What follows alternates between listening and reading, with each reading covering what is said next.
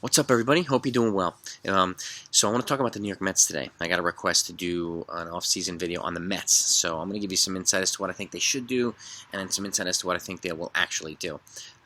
They're still working to put together their front office, GM, president of baseball operations, and whatever VP and manager. So they have some structural stuff they need to do, and that'll obviously set the tone for what they want to do in the season. But give you some projections and some predictions as to what I think they will do in terms of fits and whatnot. I mean, Steve Cohen, I think, is going to still be aggressive in his second year as the owner, and he's going to want to, be competitive and make the playoffs and make a deep run in the playoffs at some point really soon, probably this year.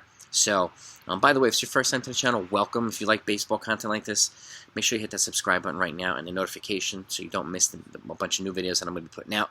I also do live streams 2 or 3 times per week, so I hope you can join us there as well, usually in evening times. My next one's going to be tomorrow night, Saturday, and so I hope you can join us.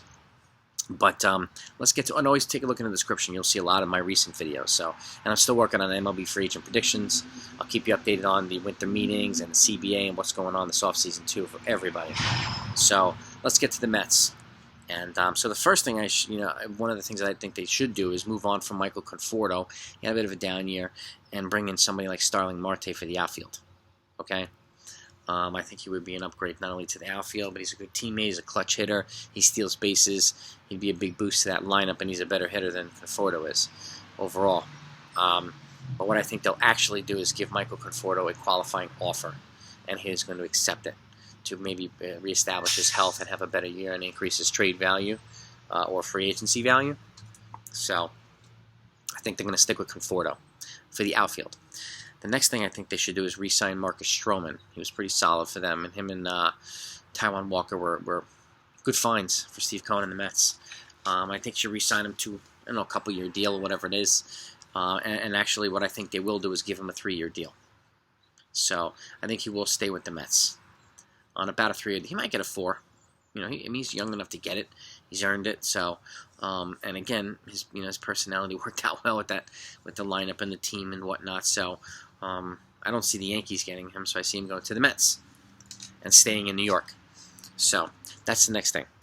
After that, my third one is I think they should re-sign Javi Baez. He obviously improved his hitting, his plate discipline when he came here. There was some behavioral, attitude things going on, but I think they can clean that up. But all in all, he was a solid player, and the Yankees actually tried to acquire him at the trade deadline, and the Mets wound up being victorious and beating him out for it. But I think they should re-sign him. That said, what I think they'll actually do is bring in Marcus Semien.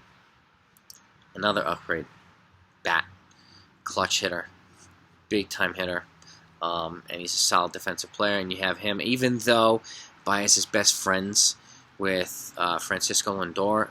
If you can get a chance to bring in somebody like Marcus Semien, I think they do it. And I think this is one of their big moves this offseason. It will be a big move, and he's probably going to get a 4-year deal at significant money. It might even be close to $100 million because of the way he's played recently, especially this past year. But I see him being an upgrade from Javi Baez.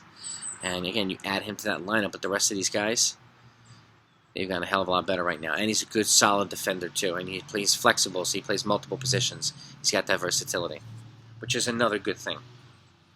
So that's the next thing I think they should do and will do. After that, number 4, I think they should re-sign Noah Syndergaard. He's coming back from Tommy John, but he's been a Met, and he's already stated his desire to stay with the Mets long term. So I think they should re-sign him to a multi-year deal. What I think they're actually going to do is give him a qualifying offer, and I think he's going to accept. And the qualifying offers, I think, is about close to $18 million this year. So I think him and Conforto are both going to accept qualifying offers and stay for, at the very least, 2022. And then if he reestablishes his health and pitches well, he'll get a deal. Whether during the season or in the offseason, he'll get a deal from the Mets or someone. So, but I think they'll keep both of them on QOs. And lastly, I think they need to add a little bit of beef to their starting rotation. Now, in a perfect world, Rodon or Ray would be ideal here, but I don't know if they're going to go that far. I do think they should sign somebody like Anthony DeSclafani for the rotation, just kind of as a mid-level guy, because if Jacob deGrom comes back healthy, you obviously know he's going to be up there. Now, Carlos Carrasco just got elbow surgery, so hopefully he comes back healthy too. Then you have Thor working his way back from Tommy John too, and then you still have, if you bring back if you bring back Stroman and you have Taijuan Walker there, You have the depth. So DeSclafani will be a good guy on the back end of the rotation. You can never have enough starting pitchers because there's always pitching issues. I know. I mean, from the Yankees, we can definitely speak from experience, but it happens everywhere. So, what I think they'll actually do is sign one of his teammates from San Francisco, Alex Wood, a left-handed pitcher, for rotation depth instead. So you'll add Alex Wood to, not a sexy name, but he's been relatively productive over in San Francisco, and I think he'll stay in the National League, come to the Mets, and he'll won't have the pressure of having to be a number 2 or number 3 or whatnot.